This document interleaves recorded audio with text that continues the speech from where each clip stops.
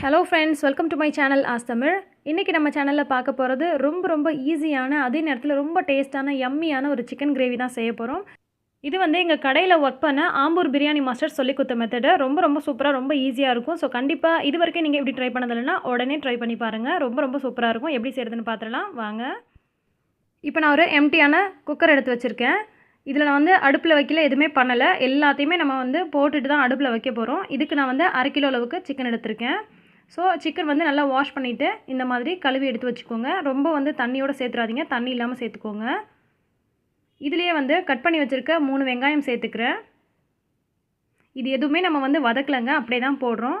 Cut பண்ணி வச்சுருக்க 3 தக்காளி போட்டுக்கிறேன். அதுக்கப்புறமா இஞ்சி பூண்டு விழுது 2 டேபிள் ஸ்பூன் போட்டுக்கிறேன்.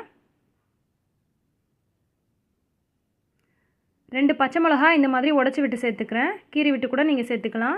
கொஞ்சமாக புதினா, கொஞ்சமாக மல்லித்தழை.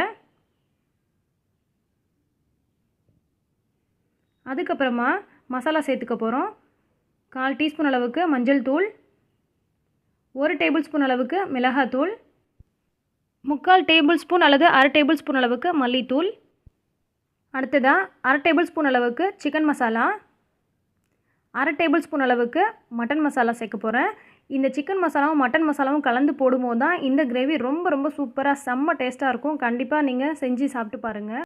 அப்புறமா இதுக்கு தேவையான அளவுக்கு உப்பு சேர்த்துக்கிறேன். இந்த சிக்கன் மசாலாவும் மட்டன் மசாலாவும் போட்டு செய்யும் போது தான் ரொம்ப டேஸ்ட்டாக இருக்கும். ஸோ வந்து அதை மிஸ் பண்ணாமல் அதை போடுங்க. நீங்கள் வந்து வீட்டிலே ப்ரிப்பேர் பண்ணியிருந்தாலும் பரவாயில்ல, சிக்கன் மசாலாவும் மட்டன் மசாலாவும் சேர்த்து போடுங்க. அடுத்தது பட்டை, கிராம்பு, ஏலக்காய் 3 சேர்ந்து அரைச்சி வச்ச தூள் வந்து நான் 1/4 டீஸ்பூன் அளவுக்கு போட்டுக்கிறேன். இது உங்களுக்கு ஆப்ஷனல் தான், தேவைப்பட்டால் போட்டுக்கலாம், இல்லைனா விட்டுறலாம்.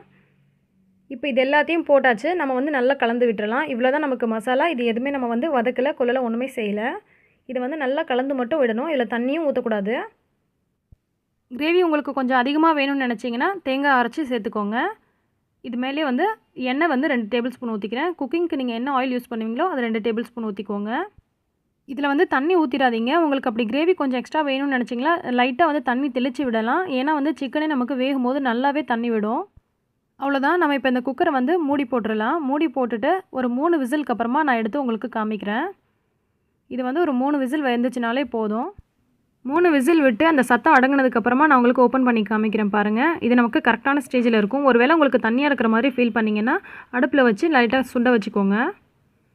நமக்கு கிரேவி வந்து கரெக்டான பதத்துக்கு வந்திருக்கு பாருங்கள். செம்ம கலராக சூப்பராக இருக்குது. ரொம்ப யம்மியாக இருக்குங்க. கண்டிப்பாக நீங்கள் இந்த மாதிரி செஞ்சு சாப்பிட்டு பாருங்கள். அதுவும் அவசரத்தில் நீங்கள் வந்து இந்த மாதிரி நீங்கள் ட்ரை பண்ணலாம். ரொம்ப சூப்பராக இருக்கும். இட்லி, தோசை, ரைஸு, சப்பாத்தி எல்லாத்துக்குமே செம்ம டேஸ்ட்டாக செம்ம மேட்சாக இருக்குங்க. மற்ற கிரேவிக்கு செய்கிற மாதிரி நம்ம வந்து வெங்காயம், தக்காளி, இஞ்சி, பூண்டு இதெல்லாம் போட்டு வதக்கிட்டு இருக்க வேண்டிய அவசியமே இல்லை. ஆனால் மற்ற கிரேவியை விட இது ரொம்ப டேஸ்ட்டாக இருக்கும். நான் மேக்ஸிமம் இந்த மாதிரி தான் கிரேவி செய்வேன் சிக்கன் வாங்கினா.